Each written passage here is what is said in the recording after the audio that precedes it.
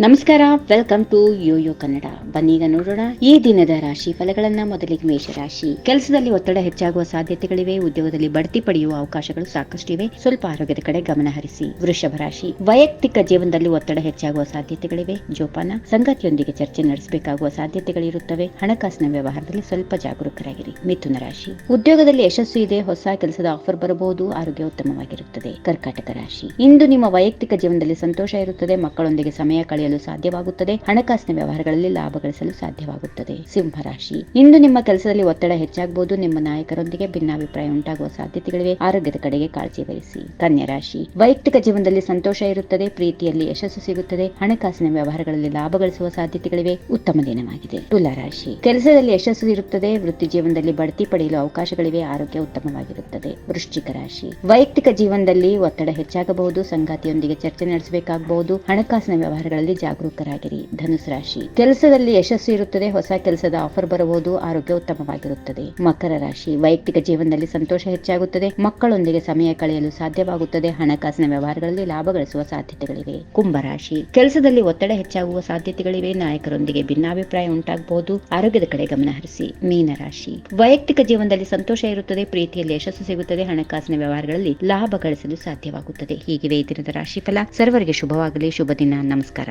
ಈ ವಿಡಿಯೋ ನಿಮಗೆ ಇಷ್ಟವಾದಲ್ಲಿ ಲೈಕ್ ಮಾಡಿ, ಶೇರ್ ಮಾಡಿ, ಸಬ್ಸ್ಕ್ರೈಬ್ ಮಾಡಿ.